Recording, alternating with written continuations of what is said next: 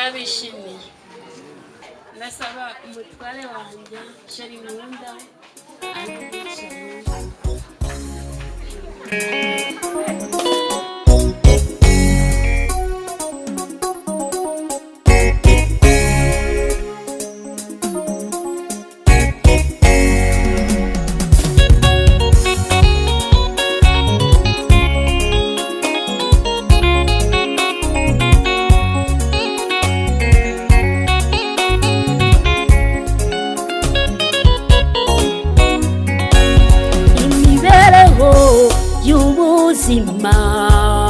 Ibihe bihora byihinduranya, uyu munsi ushobora kuba umukire, ejo mu gitondo ugakena.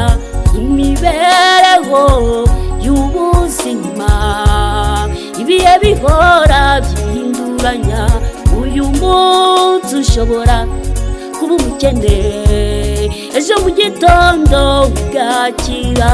Reka kwiringira ubutunzi, reka kwiringira amafaranga, wiringire Yesu, ni nawe ubigaba, ni nawe umenya iby'ubuzima bwacu. Reka kwiringira ubutunzi, reka kwiringira amafaranga, wiringire Yesu, ni nawe ubigaba, ni nawe umenya iby'ubuzima bwacu.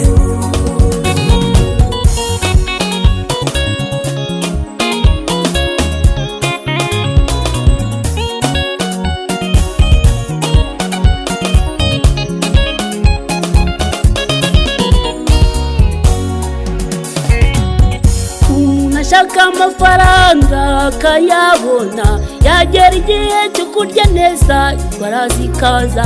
Yajya kwa muganga bakamubuza kurya umunyu, yajya kwa muganga bakamubuza kurya amavuta. Iby'iyi si n'amayobera, yewe iby'iyi si n'amayobera. Umuntu ashaka amafaranga akayabona, yagera igihe cyo kurya neza indwara zikaza. Yajya kwa muganga bakamubuza kurya umunyu, yajya kwa muganga bakamubuza kurya amavuta. Iby'iyi si n'amayobera, yewe iby'iyi si n'amayobera.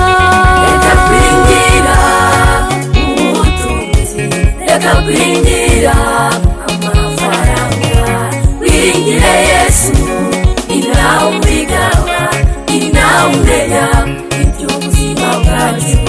Reka kwiringira ubutunzi, reka kwiringira amafaranga, wiringire Yesu, ni nawe ubigaba, ni nawe umenya iby'ubuzima bwacu.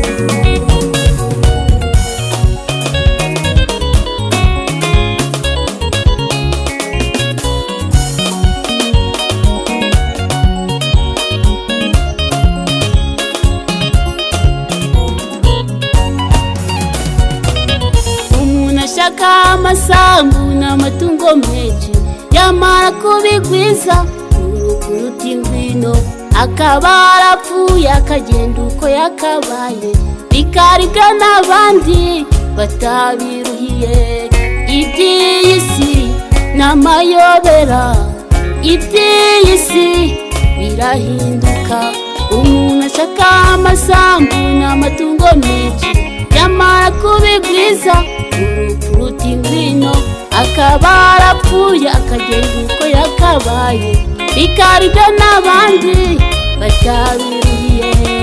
Iby'iyi si n'amayobera, yewe iby'iyi si birahinduka. Reka kwiringira ubutunzi, reka kwiringira amafaranga, wiringire Yesu, ni nawe ubigaba, ni nawe umenya iby'ubuzima bwacu. Reka kwiringira ubutunzi, reka kwiringira amafaranga, wiringire Yesu, ni nawe ubigaba, ni nawe umenya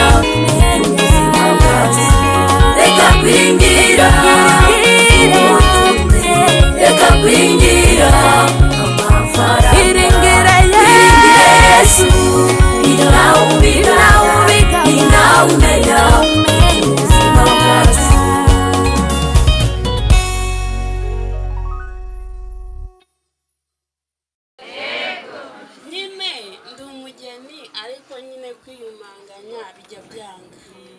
Yesu ashimwe. Bwira mugenzi wawe ngo ni ukubera Imana. Ayiwe